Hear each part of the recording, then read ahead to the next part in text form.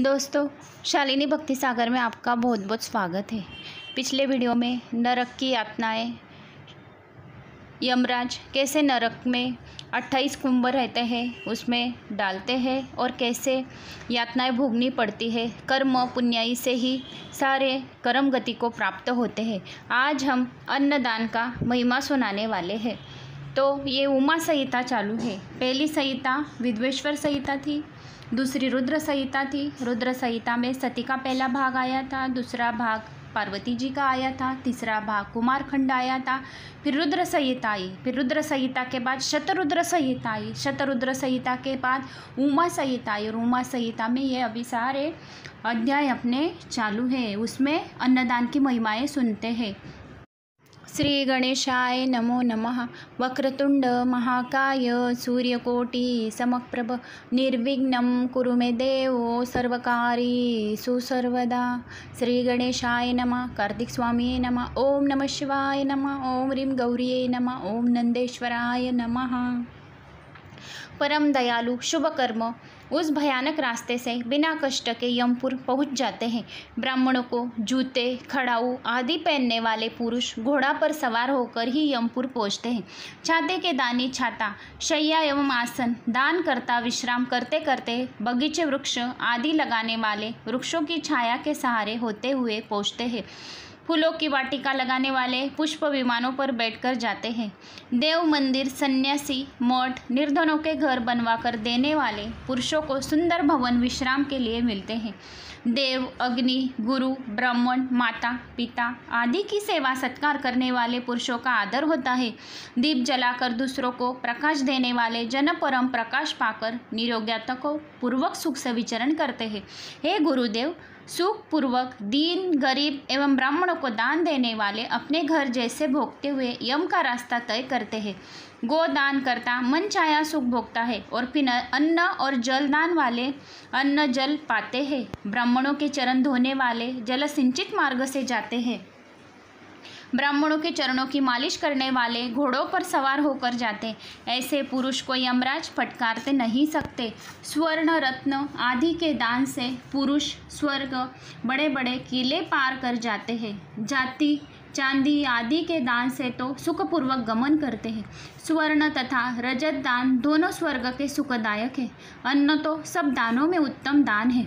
यह दान प्राणियों को उत्पन्न करता, प्राणियों में उत्साह, प्रसन्नता, बल, बुद्धि, मांस, चर्बी, वीर्य आदि वर्धक है। अन्न न मिलने पर अनेक प्रकार के सुख, चैन, वैभव, विलास हो जाता है। आदि मनुष्यों को जीवित नहीं कर सकते। इसी कारण अन्नदान करने वाले सभी सुख पाते हैं। दान में दिए गए अन्न खाने से शरीर पुष्ट होता है। उस शरीर से धर्म होता है। उस धर्म का आधा भाग अन्नदाता को मिलता है। यह शरीर ही तो धर्म, अर्थ, काम, मोक्ष साधक है। इस शरीर की पुष्टि के लिए अन्न सबसे उत्तम होता है और यह संसार अन्न पर ही कायम है। अन्न भिखारियों को अन्न देना कल्याणकारक है। थोड़ा थोड़ा बचाकर इस लोक एवं परलोक में सुख चाहते हो तो अन्नदान करें और घर पर आए हुए अतिथियों का यथाशक्ति अन्नदान द्वारा सत्कार करना चाहिए। यही अन्नदान की श्रेष्ठ फलदायक फलदारू वृक्ष है। अन्नदाता को स्वर्ग में सुख रूप फल प्राप्त होते।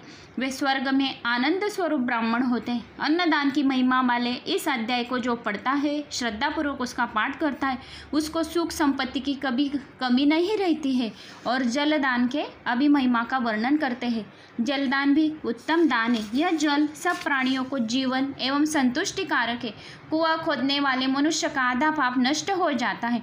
जिस पुरुषों के बनवाए तालाब का पानी गो, ब्राह्मण, साधु महात्माएं पीते हैं, उसकी तो सारी वंशावली का उद्धार हो जाता है। जिस तालाब का जल गर्मियों में नहीं सूखता, उसका बनाने वाला कभी दुखी नहीं होता। देव, दानव, गंधर्व, नाग, चर, अचर सभी प्राणी जल के आश्रित हुआ करते हैं। तालाब ही तथा जीवन तथा लक्ष्मी देने वाले हैं। तालाब के बनवाने से जिस तालाब में बरसात का पानी रह जाए, उसके बनाने वाले को अग्निहोत्री जितना पुण्य मिलता है। शीतकाल में भरे हुए रहने वाले फल 1000 गोदान जितना फल मिलता है। हेमंत या शिशिर ऋतु में भरे रहने का फल अतिरात्र अश्वमेघ यज्ञ का जितना फल मिलता है। इसी कारण तालाब खुदवाना पुण्यदायक है, कल्याणकारक है। इसी प्रकार वृक्ष एवं बगीचे लगवाने का भी फल मिलता है। कठोर मार्ग में वृक्ष लगवाना महाफलदायक है। उसके सभी पितर तथा आने वाले वंश का सभी का उद्धार हो जाता है। वृक्ष लगाने वाला मरने के बाद अक्षय लोक की पुण्य में प्राप्त होता है। वृक्ष तो उसके सभी उसके पुत्रों के समान है। अंत सुख के पाने वाले वृक्ष लगवाने वाले मरने के बाद अक्षय लोक में जाते हैं। वृक्ष तो उसके पुत्रों के समान है। अंत सुख पाने के हेतु प्रत्येक मनुष्य को वृक्ष लगवाना आवश्यक है। फल एवं फूलों वाले वृक्ष बहुत उत्तम होते हैं। फूलों से देवता, फलों से पितृगण, छाया से आने जाने वाले अतिथि सुख पाते हैं। यह वृक्ष सर्प, किन्नर, राक्षस, देव, मनुष्य सभी को यथोचित सुख देते हैं। सत्य सबसे उत्तम है। यह सत्य परब्रह्म, तप, यज्ञ, शास्त्र, चेतन, धैर्य, देवता, ऋषि, पितर आदि का पूजन, जल विद्यादान, ब्रह्मचर्य, परम पद आदि सब सत्य रूप है। यह भूमि सत्य के आश्रय पर ही तो है। इसी कारण मनुष्य सदा सत्य बोले, सत्य परिभाषा, परम तपस्वी, सत्य धर्म का प्रेमी सिद्ध पुरुष होता है। उसकी अप्सराएं स्वर्ग में सेवा करती, वह अप्सरागण सेवित विमान में बैठकर स्वर्ग में जाता है। यदि वेद शास्त्रों के जानने वाला यज्ञादिक में परिपूर्ण भी हो किंतु असत्यभाषी हो तो उसके सभी काम व्यर्थ है। अतः सत्य भाषण ही सर्वफलदायक है। अब तप का फल सुने। तब भी सबसे महान एवं श्रेष्ठ फलदायक है। तपस्विनी जन देवताओं के साथ सुख पाते हैं। तपस्या द्वारा स्वर्ग, यश, मुक्ति, कामना, ज्ञान, विज्ञान, संपत्ति, सौभाग्य, रूप आदि और इनसे अधिक पदार्थ प्राप्त होते हैं। उनके मनोरथ सदा पूर्ण होते रहते हैं। तपस्या के बिना ब्रह्मलोक तथा शिवलोक आदि किसी भी की भी प्राप्ति नहीं होती है। जब द्वारा मद्यपान, ब्रह्म हत्या, गुरु, पत्नी के भोग आदि महापापों से मुक्ति हो जाती है, तब से सारे विश्व को सुख देता है। सुख प्राप्ति की इच्छा से एवं मुक्ति से इच्छा से तप करना आवश्यक है। जो ब्राह्मण स्वयं वेद शास्त्र पढ़कर दूसरों को पढ़ाया करते उन्हें दुगना फल मिलता है। एवं जो पुराण सुनकर सभी को नरक की कथाएं सुनाकर सावधान करते हैं। हे जन, पुराण ज्ञाता नरकों में गिरने से रक्षा करने वाले ही पात्र कहे जाते हैं। उन्हें साधारण मनुष्य नहीं मानना चाहिए।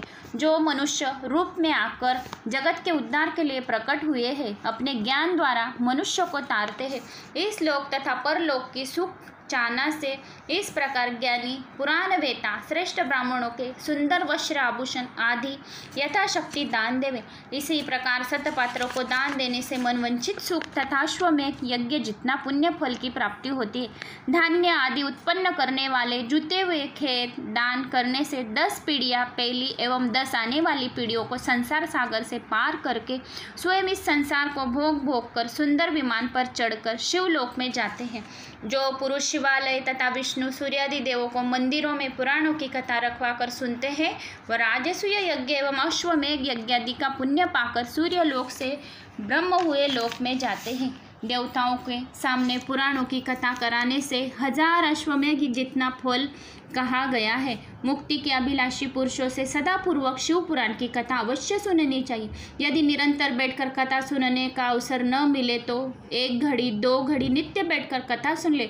यदि ऐसा भी न हो तो महीना भर 1 बार शिव पुराण श्रावण के महीने में सुन ले। इससे भी कर्म बंधनों से मुक्ति हो जाती है। जब तक ज्ञान प्राप्त न हो तब तक निरंतर योग शास्त्र का अध्ययन, पुराण श्रवण आदि करते रहे। इससे पापों का नाश होता रहता है, धर्म की वृद्धि होती है। इसी प्रकार 26 पुराणों में से किसी पुराण का भी जो 1 बार श्रद्धा से श्रवण कर लेता है उस निश्चय ही उसका जीवन धन्य हो जाता है और वो शिवलोक में प्राप्त होता है। तो दोस्तों, आपको मेरी ये वीडियो पसंद आए तो लाइक करना, सब्सक्राइब करना और शेयर करना न भूलें और कमेंट्स में ओम नमः शिवाय लिखें।